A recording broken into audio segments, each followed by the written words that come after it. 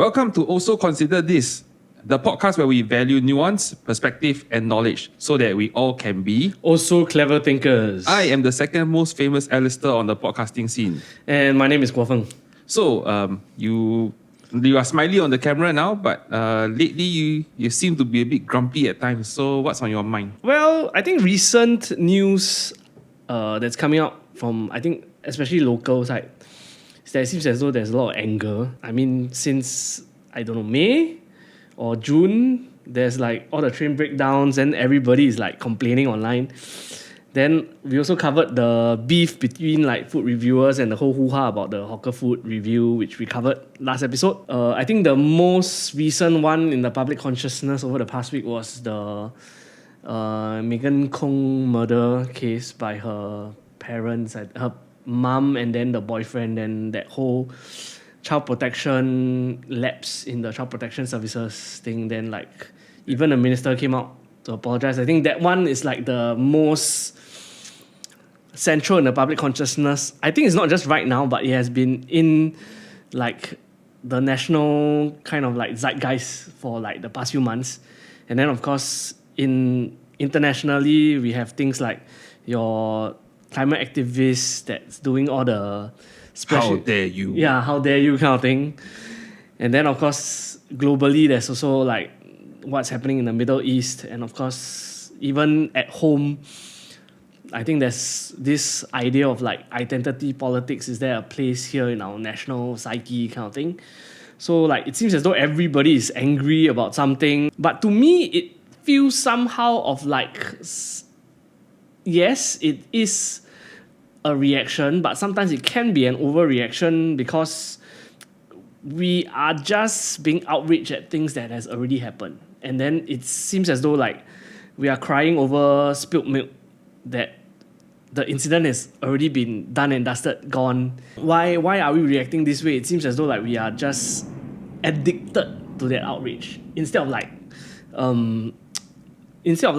having solution or thinking about how to do things better. It just feels like it's complaining. I think the natural thing that everybody in Singapore has always been that like if you don't have anything to propose, don't say anything lah. So it seems as though that also kind of shapes how I see things, and that's what I'm thinking right now lah. Don't you think that we are just generally addicted to it? Like everything that we consume on social, on the news, regardless of whether it's pumped to us via algorithm or via a TV channel, it's just there to make us feel angry and respond. So it could be even like a video of a car overtaking another car, then some random dash cam records it, and then you get more, it just triggers that response. And yeah. So to me, it feels as though like we are reacting to things rather than responding to things. And then it feels like we are just like critically spectating. Yeah. I think that's a good way to put it. Mm-hmm. And so sometimes I also think like, do we actually have the right to be angry, or must we be angry at everything that the algorithm feeds us? And then it seems as though like we just become very angry online, or even the national psyche is just like outraged all the time. Like, yeah, we always say like Singaporeans are kind of like, we are just very good at complaining kind of thing. But I don't think it's just Singaporeans, right? I think it seems to be a very global kind of trend. Yeah. So, for example, if you look at the American media, it's just constantly, regardless of whether you're left, right, far right, you are just constantly pissed off. Yeah. And then if you are in Britain, it's what they call the horseshoe. So the center left and the center right are just actually fighting the further left or the further right. Mm. Then in other countries, like if you watch like say Indian TV news coverage or TV commentary, right, it's just panelists and pundits talking about news events but shouting at each other at times. So even if you're talking about like some East Asian, I think Taiwan in itself was also a very rage baiting kind of thing in the media and things like that. And people are just being exasperated. And then you have some of the videos that come out of China, and you don't know where the source actually is. Yeah. But it could be, at the very least, it could be a China-leaning source of video, and they trying to make you outraged about something that is unjust to the Chinese cause. And and now it seems that everywhere the politics seems to be leaning towards that anger. And I feel that this anger doesn't seem to be abating from what you are saying, because the overall trend is that this rage is not abating. But what you're saying sounds as if you are jaded. You're just being tired of being angry. Yes, in some sense. So it just seems as though like we are just like victim, or like we are inadvertently being shaped by what the algorithm feeds us somehow. And then because of what's happening on social media, and then the mainstream media kind of also has to keep up with the trend. Then they kind of talk about it in the daily news reports, or is it through opinion pieces, or they have like a forum kind of thing. I think news media nowadays don't just do like journalism, but they also do like some form of opinion pieces. They do a lot of like forums and stuff like that. So then that kind of plays into it. Then it becomes like this whole mishmash of like rage, and it doesn't seem to be abating, like what you said. I think, like it seems as though like sometimes when I get outraged at certain things that's happening in the media, then I go on this tirade internally. Then when you become really, really angry, but sometimes if you cool yourself down and then you think, actually, what am I being outraged about? Then you actually forget like what's the whole thing that started it all. Like there's always like a thing that kind of lit the flame, but then after that you forget what actually lit the flame. But the problem is that the fire has already been burning and burning and burning lah. And then it just feels very tiring to consume like news media nowadays. Yeah, but to quote a phrase, right? Is the fire's always been burning, but the world's always been turning. The fire's always been. We never started the fire, right? Yeah. So the thing is that do you think it's an addiction, or do you think it's a human condition? Because I feel that to some large extent, right, it's a human condition more than an addiction to begin with. Yes, I cannot deny that it is a human condition, but it does seem as though that, for lack of a better term, how we farm for clicks or attention seems to play into this thing, that then you keep feeding the beast until it's like it's causing more problems now, that it's causing like polarization in terms of the political sphere. It's even hard to carry out conversations without being pissed off, and like I think why we also said that we started the podcast is that we want nuanced, right? But amidst all this rage, it seems as though like even sometimes it's very hard to maintain that nuanced perspective about things, because it seems as though like by carrying a nuanced perspective about things, it seems as though I'm just sitting on the fence, whereas the rage and all that's happening, everybody needs you to like take a stand to certain things. I understand what you mean by that nuance is being shoved aside, because nuance doesn't sell. Yeah. So it becomes a stage where you are either cross this line or before this line. And because of that, people push things to the extreme when they make certain arguments against or for something. Yeah. So, for example, I would say that an extreme or push a sort of outlandish argument is to call Bernie Sanders a communist, right? A very common refrain in American politics right now. Yes. To call Bernie Sanders a communist, but come on, Bernie Sanders, the way he talks about policies and his vision for society, it's not exactly Trotsky, right? It's not Leninist, Stalinist, or Trotskyist. It's not Communist Party communist, so to speak. So, but the thing is that yes, he does have certain ideas of pushing for socialism, which is subsidized or free healthcare for all, affordable housing built by the state, things like that. These are things that definitely do not align with small c conservative politics. Yeah. But it's also not exactly communism. It's basically like carefully tuning your policies to make sure that certain people are taken care of, like, in that sense. Yes. And in defense, although I can't believe I'm saying this, but in defense of Trump, I think largely in some aspects, you also can't call him a fascist. Yeah. Because he doesn't exactly say that every man and woman should have a family unit and the woman must stay at home and tend to the laundry. You know, these are fascist. This is part of fascism or fascist values, right? You have the view of the man working and earning the bread, and then the women staying at home and tending to the children. And of course, there are certain things that have some sort of commonality with fascism, like a racial supremacy and things like that. Yeah. But it doesn't necessarily mean that you have to label people who support Donald Trump as fascists also. Yeah. And all this rage, it's not helpful because it's either you're called Antifa or you're just called a fascist. Yeah, I think we spoke about it last year, especially running up to the general election in America, basically the presidential election lah.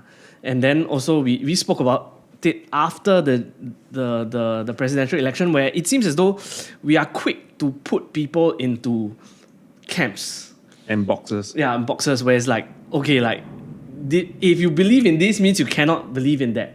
If I believe in this, it means that all these other things I will not believe in. For example, if I am conservative, for example, I'm socially conservative, it would mean that I would also not believe in, let's say, that subsidized healthcare. Yeah, for example. Or if I'm a conservative, I may not, then I will always believe in big business. Or I would believe in capitalistic ideals, which means that I will not support policies that will help alleviate climate change, for example. So like we are very quick to put things into camps where then it becomes very I would say, dangerous. It's a very difficult lens to look at the world, at least to how I would say it's at the very least you can call it emotionally charged. Yeah. And when it's emotionally charged, then the logic goes out of the window. And therefore that sort of perspective and nuance that we are on about, it can't really happen. Yeah. Right. And therefore, people, and this is actually not helpful because when you look at policies that people who are populist are putting out, so when we say populist politicians, we'll be referring to like Nigel Farage or the AFD or Marine Le Pen or Donald Trump, right? So they have simple answers to complex problems because the simple answers that they provide, the simple solutions that they provide, tend to answer and speak to the emotional feelings that their supporters believe in. So they believe that, for example, they may believe that this so-called white country is getting flooded with foreigners, right? So then the solution is all these people. So in the UK right now, the Reform Party recently put out a policy that says that all individuals with indefinite leave to remain, which in Singapore we call it the PR, right? Permanent residency. People with permanent residency they will drive these people out. They will revoke all these people's rights to live and they'll drive them out. And it has been called a racist policy and all that. Now we're not here to debate this. Yeah. What we are here to say is that they have a simple answer, but the simple answer is there because it's just there to quell the emotion, to placate certain emotions of their supporters, or try to give a hope to these supporters. But frankly speaking, it is not a really good idea also. Yeah, if you actually critically analyze how the thing could be. Yeah, when you critically analyze it, it is not a very thought out policy. It's really somebody writing some idea on the back of a tissue paper, right? And I feel that like that's when we don't get the right answers that we need. And I think to be more balanced also, I don't think it's also we are saying that populism, but even happening on the left is that there are also like simple, I think a very simple phrase for the left would be like tax the rich, for example. It's also a very, like, it's to quell or to placate certain emotions that they have, like, oh, the capitalists are running everything and then it is ruining a lot of our lives, therefore let's tax the rich. And that also is happening on the other side. So it's like both sides are feeding into this anger and having like simple messages to like just, it's like a pressure release valve in some sense. And it's also kind of like it's a simple answer to a long-standing problem that we sometimes it's harder to just face and find the root of things. However, I must point out something else. Okay, I'm going to play the devil's advocate here slightly. Yeah. Right now, you're talking about an age of polarization. Yeah.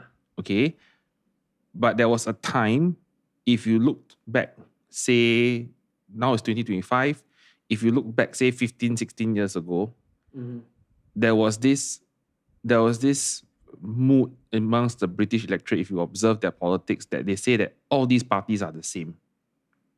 That you cannot tell the difference between Gordon Brown and David Cameron and the Lib Dems. Yeah. Like you couldn't tell the difference between them because there was a very centrist view of politics amongst all the major parties. So for this era, there's a lot of people. There was a lot of apathy saying that there's nothing new, there's nothing radical coming out, and there was very little so-called anger amongst politicians or very little rage bait.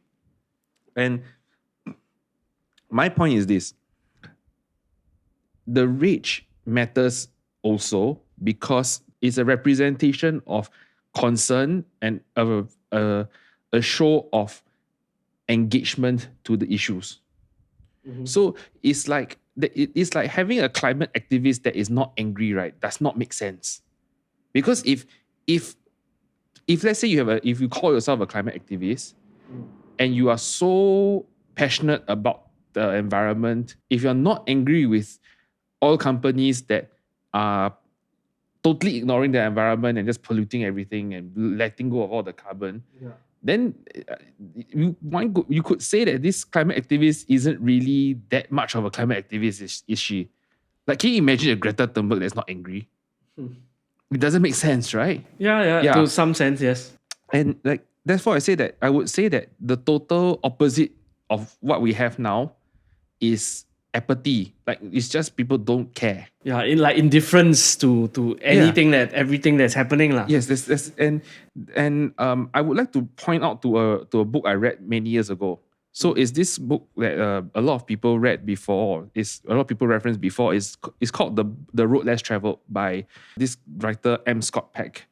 So there are various chapters in he's a psychiatrist, I think, and there are various chapters in there. But the one that I would like to refer to here is his chapter on anger.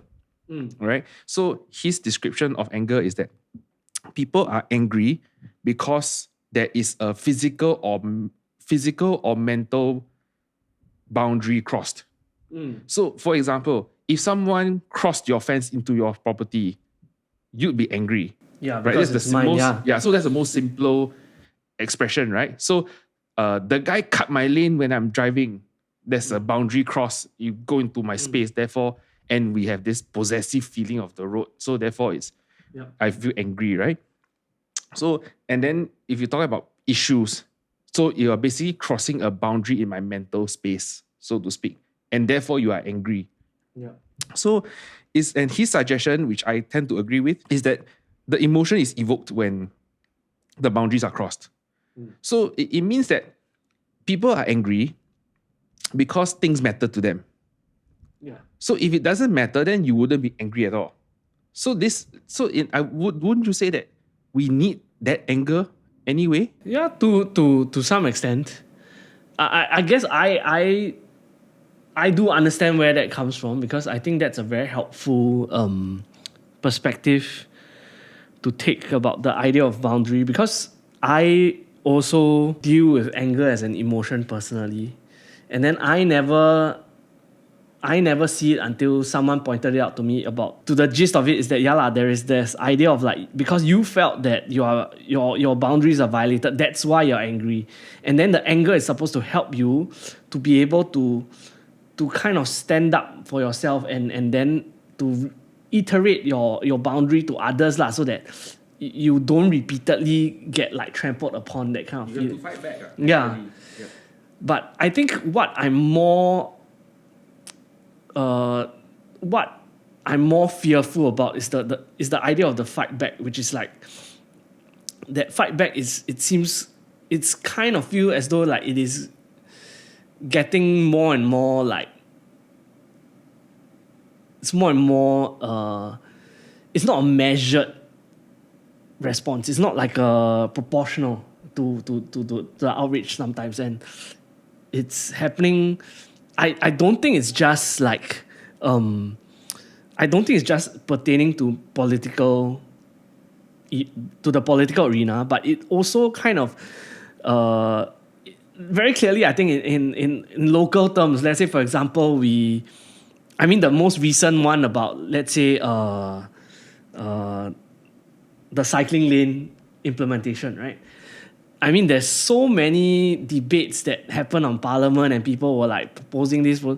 Then it doesn't seem to help the issue, because yes, somebody got knocked down by a cyclist. Then everybody is calling to say that let's ban cyclists from, like, let's say the pedestrian pathway. But then a more measured response, which the authorities have taken, which is like, okay, let's divide the pathway to then have demarcate. Okay, this is for the cyclists, this is for pedestrians. But then what happened is that the pedestrians sometimes will intrude onto the cyclist path, and then sometimes the cyclist will get, you can come onto my path, but then if I go into your path, I will get fined $2,000 if ever that happens. Then that becomes like a bickering here and there. I mean, on public spaces and public forums, especially on social media, we see so much of that, and then it isn't helpful, where then like people start to threaten violence. No, there have been people who have actively tried to sabotage people. Yeah. So they put thumbtacks on cycle paths, trying to puncture tires and things like that. So therefore, I would suggest this is that actually, yes, that this outrage, there are people who are angry. However, it is because of this anger that we are having a discussion. That there is this set of the population who is upset. Therefore, their elected members have to speak and say something about it, regardless of which side of the aisle they are on. So it's like, if you just kept quiet, then you are a total non-participant. If you just bickered amongst yourselves in your living rooms, you are just basically spectating, and you are not participating. Yeah. But because someone was angry enough to tell it to their elected representatives, therefore they raised it in the appropriate forum, that was Parliament, right? In this case. So this outrage is not necessarily totally a bad thing. What? It's just that you need to express it in the right way. Okay. So, I mean, referencing back to the book, right? That the Road Less Traveled, right? He did say something about, the anger is one thing, but the expression of that anger matters. So if, let's say, you choose to express your anger by killing somebody, by sabotaging things, by committing acts of terrorism, or threatening someone's welfare. Yeah, by actually physically harming somebody, or even like insulting somebody to the point that it caused mental harm. Right? Then all these things, I think there's a line that we shouldn't cross. And I think that this nuance that we are searching for in this little argument that we're having is that, yes, there should be some level of anger, because shit does matter. But it's just how you go about it. So if you're just screaming and threatening to kill somebody or whatever, obviously that's not right. But I go back to the idea of like, if you're there to try and effect a change with respect to people who may not agree with you, I think that solution is somewhere in the middle, right? It's not blue, it's not red, it's purple. And I feel that is probably, I feel that that's definitely the best way to go about it. Yeah, because I think sometimes the outrage sometimes is that, because ultimately is to bring people into a conversation with you to convince the other person, right? But sometimes because we are so blinded by that anger that we are expressing, that, and coming back to the idea of like we put people in boxes, is that it seems as though like, oh, that person is that box. I will never engage with people of inside that box. Because these people are idiots, or these people are just dumb, or these people don't think straight, or whatever not, right? And you just preach to the choir and just continue to just rage and talk about the other side as a non-entity, or demean the other side and just brush off what the other side feels. Yeah. I don't think that is the right way. And back to the cycling pathway thing, right? Actually, there's a necessary view that we need to adopt or encourage, that is, you got to respect boundaries as well. Yeah. Regardless of whether you get a fine crossing the line as a cyclist, or don't get a fine if you cross the boundary as a pedestrian and all that, actually you need to have some level of respect for each other, I feel. Because I put an example, there's adjacent. I was walking in front of East Village. Right? East Village at Simei, okay. at Bedok. Okay? It was like the outdoor corridor where all the shops are. All right?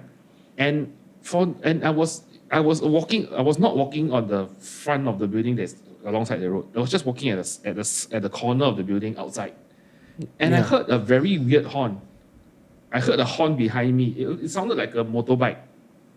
And I thought, why would I hear... Why was there a motorbike on a pedestrian? It wouldn't be anywhere near me. Yeah. So I thought it was a horn from a distance somewhere else. Yeah. It turns out, right, it was this guy on a short mobility scooter on the PAB. Yeah. And he was just looking at me like as if I owed him his living, just because I walked on the pathway. But dude, if you just said excuse me and I heard you, and I wasn't wearing headphones or anything like that, right? If you just said nicely like, please, can you please make way for me, right? I would have gotten out of his way, because I got better things to do than to block someone else's pathway. But there was this like sense of entitlement when somebody just rings a horn or rings the bell on a bicycle very aggressively as it's approaching you from behind or in front. Like, come on, this is a shared pathway. It doesn't matter what device you're on or mode of transport.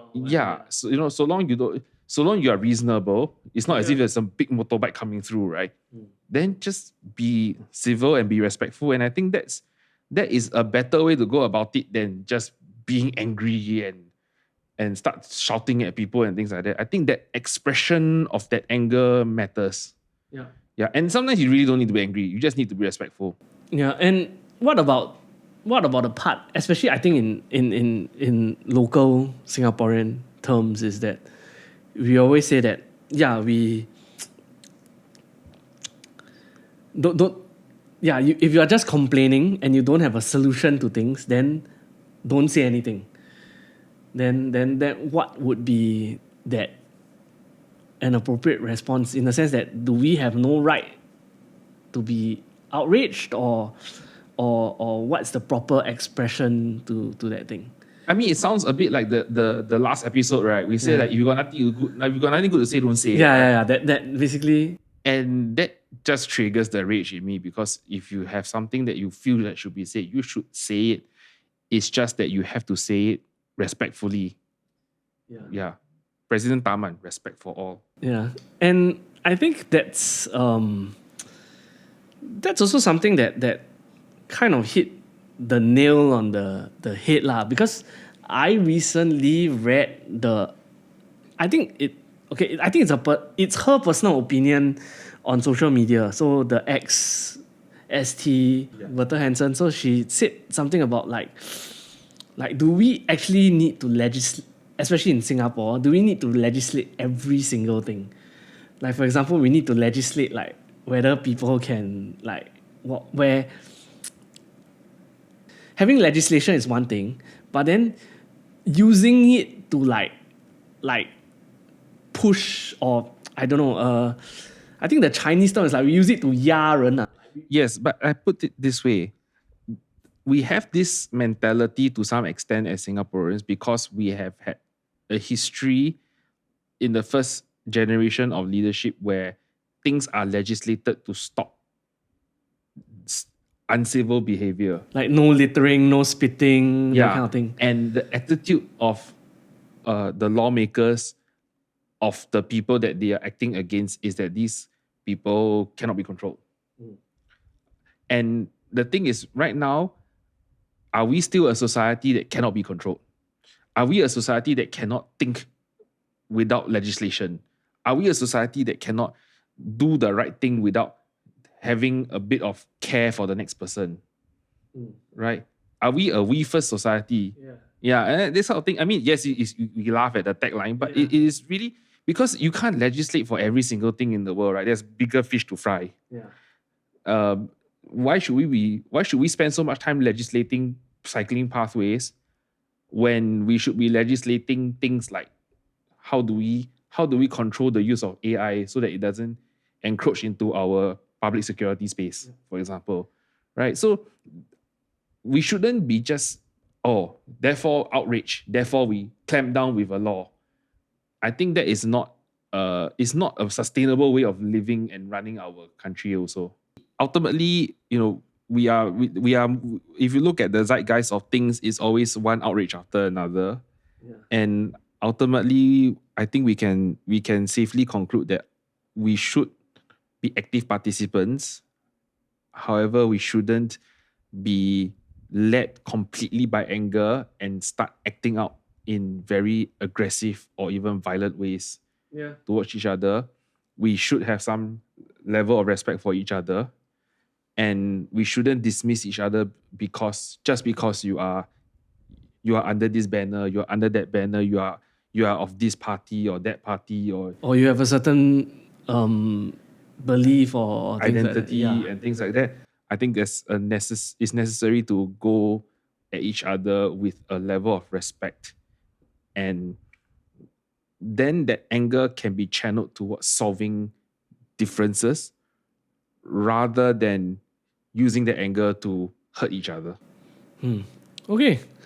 I think that has been a rather cathartic rant for you, lah. Yeah, cathartic conversation that kind of helps to frame and put things into perspective. So ultimately, we should really solve issues. Don't just look back in anger. Yeah. And if you understood that reference there, you can give us a subscribe and share. Yeah. If you do understand the reference, I will forgive you if you don't subscribe. That's how much we enjoy it. Yeah.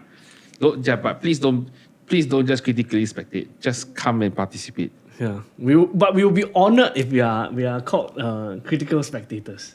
Oh, I don't know what we are talking about here. So if there are things that you would like to talk about, drop us a comment. Yeah, we are always open for new ideas. New ideas. Yeah, we are people with views, but I think to some degree we don't want to be just merely social commentators on live issues. Yeah. We want to take things on a bigger scale perspective. Yeah, I would say bigger perspective, a more wide perspective, a step back kind of view. That's why we were both quite upset about the Megan Khung death. It's really painful to hear of what happened. Yeah, and also to see a response from the ground, it is also heartening in some sense to know that it is not just those who work in this field of working with children but society as a whole does have a heart in terms of Yes, and I think this anger also is also pushed by the fact that the father or the natural father of the child is quite well known. Yeah. And therefore people have also, I think when you know the person to some extent, or you feel you know that person to some degree, there's a connection. Then the emotion goes stronger, and it's Yeah. totally understandable. Yeah, and hopefully we really hope that that the people who see it take responsibility for it in terms of making sure that as much as they can, this doesn't happen again. Yeah. And we hope that, and we also feel that, yes, maybe we do need to be a bit more busybody, and if we see things that are not right, at least step in a bit and just make sure they have a look. And I think it's kind of a common theme, not just with the Megan Khung incident, but I think also the 11-year-old boy that got lost. It's also the whole idea of diffuse responsibility that Yalaba talked about the other day. Yeah. I think that is something that we should look at. And the We First Society really needs to it needs to come through in that sense. Yeah. As much as it's a funny tagline at times, it is a serious point. It's still a thing. It's still a thing for us to reflect on as individuals and also as a society as a whole. Yeah. So it's rather a quick conversation of things. So let's move to what our usual programming again, which is what we have learned so far or today. Okay, so recently, right, I learned that people have been jailbreaking the Amazon Kindle. I heard about that. Yeah, so you would. So I have a Kindle, which I acquired in like 2018 or 2017. Yep. So by now it's like a 8-9-year-old device. Yeah. But it has not moved for a long time.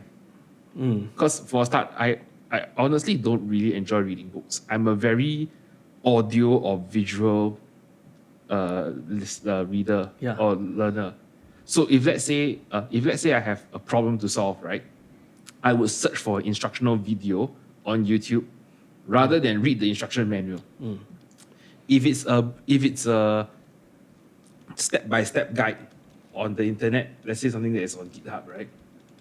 I need it to be very well spaced out. I need it to be in point form. Basically, I'm like a 5-year-old kid when it comes to reading. Explain it like I'm 5, like the it's step by step, using short sentences, as if you're reading the Sun newspaper. Yeah. Right. And the thing is that, but I also do enjoy reading from time to time. I don't enjoy reading fiction. I just don't enjoy it. But I do enjoy non-fiction, people with thesis, right? So recently I took somebody, so this video popped up on my feed on jailbreaking the Kindle. And I found it quite interesting that people have been modifying their Kindles so that they can relieve themselves of some of the restrictions that Amazon imposed on their device. So there have been people who had issues where, for some reason or other, Amazon is not happy with this account, and therefore they banned this customer from ever accessing their Kindle. Yeah, it's like that whole device is blacklisted. That you can't even. So here's the thing: that not just the device, but also the account. So if let's say you've bought 50 books off Amazon for the Kindle, you will never be able to access them ever again. And even though you may have the files on your Kindle, you can't open them up because they are encrypted. Yeah. They have a proprietary I know they format. have this format. So there's this annoyance that if you paid a certain amount of money for a physical device, you should be able to have some access to control it. Kind of like what we referenced in our second episode It's about the Nintendo Switch conundrum. Yeah, correct. Yeah, so there have been people who showed how they jailbreak the device. Yeah. And it was quite interesting how some of the weird things they do with it, because it's an e-ink screen. Yeah. So somebody played Pokemon on his the guy who did the jailbreak played Pokemon on like a Game Boy Pokemon. I'm surprised they didn't run Doom because it's usually... did run Doom. Oh, they did run Doom. They did run Doom. So it's just really, really interesting. It doesn't run well, but because the Kindle screen doesn't support multi-touch. So you cannot turn and shoot at the same time. You cannot walk and shoot at the same time because you can only do one touch command on the screen at any point in time. Yeah. So if you happen to have an Amazon Kindle and you would like to find out more about this weird jailbreaking scene, I'll put a link in the description. Yeah. I think that was quite interesting also because I didn't dive into the rabbit hole because I don't own a Kindle, but I did hear like some ramblings on it online. Like it has been quite a big hoo-ha over the past week because like people started doing it, I guess. Because from what I understand, the previous jailbreak was patched, and then recently somebody found another way in. Right, so that's why It's it back exploded again. Yeah. Okay. So for me, is that what I've learned recently is that there's smartphones, right? So you sometimes play those free games. So there are certain games, then they in between like stages, then they compulsory ads that you have to view. And some of these ads, like, they frustrate you. Like, they will purposely make, like, a person keep failing a level or stuff like that. Yes. And then so then I started thinking, like, actually, why do these smartphone ads kind of frustrate you? And sometimes it frustrates you to the point of then, maybe I should just download and try it. Like, it frustrates people into downloading them for, like, it gives them, like, they're using frustration as a tool to encourage people to download it. So then there's actually a psychology behind this. So there's this idea of, I think there are 5 things that, 5 things that actually what is behind this whole phenomena, right? Mm-hmm. So the first one is that a lot of these ads, they make you like, it makes you feel as though like you can do better than whatever they're showing on screen, right? Yes. Therefore, they like it. Then they keep showing the person who is playing it like keep failing at their task, so it triggers a sense of like a mild sense of frustration. That you can try and play yourself. I can beat the boss. I can beat it. It's like this so obvious. Like the answer is just there, or like the solution is just there. Then why didn't you use this? But they fail so deliberately. Kind of. Yeah. And there's this or they purposely make certain things, or it's a puzzle game. Then they purposely leave it unfinished. Then they end the ad there. Yes. So then this causes this this nagging sense of incompleteness in your mind. This cliffhanger style. Yeah, kind of thing. Then like you just want to like resolve it by I'm gonna download it. Then I'm gonna finish that level because you didn't manage to finish it. Yes. And then the third thing is that there's this idea of like your frustration tolerance gets hijacked, and then it's so bad until it irritates you. Like, why? It's like it's like the outrage thing that we are talking about. Yes. And then it actually, these emotions, because they play on these emotions, it leaves a bigger mark on you than say just it makes it like unforgettable. Yep. It's like imprint something in your head lah. And then the idea of the fourth thing is also the idea of a schadenfreude. So it's like you see other people fail, then you're like, wow, that person's so jialat, I can do better lah. It's like there's this social comparison element to it that's like, and it kind of like reassures yourself that actually I can do it. Then I just go and download and I try. Wow, see, so simple. I also can. Mm-hmm. Like my grandmother can run faster than you, that kind of feeling. Yes. Yeah. Then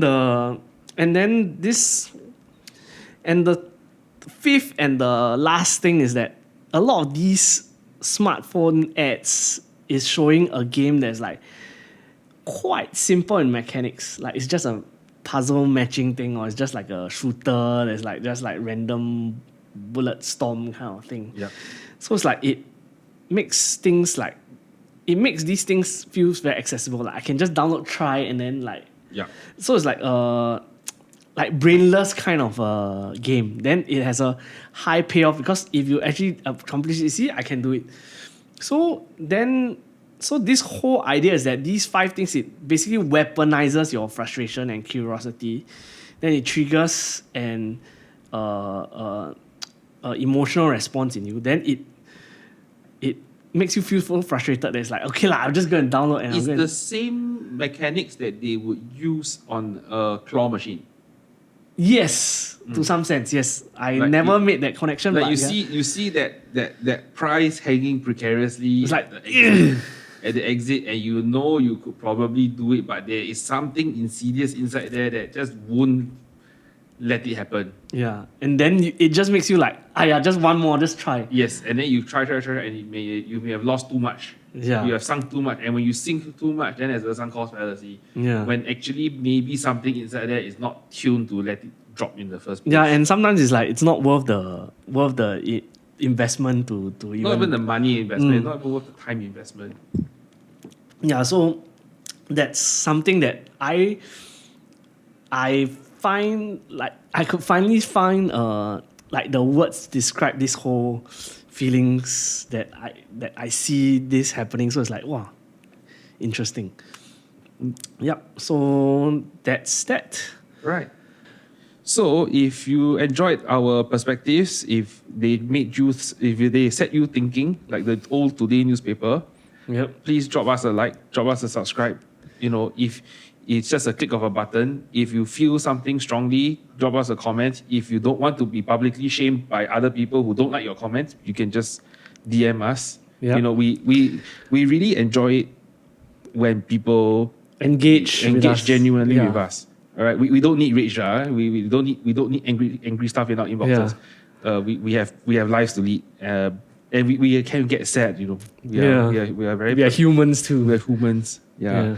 But it's good to hear from friends who told us that, hey, I listened to you, and it's really heartening because we honestly don't look for big numbers. We just look for engagement in terms of people who just care. Yeah, and also having this whole idea of coming in on a weekly basis to talk about things is also quite a interesting thing to take stock of what we are thinking and also what's out there also. Yeah, to friends and family who showed us your care, we are here again, and we'll be here again next week.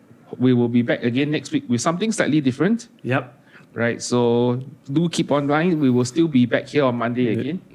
Yes, so see you again real soon. Thank you. Bye-bye. Thank you. Bye.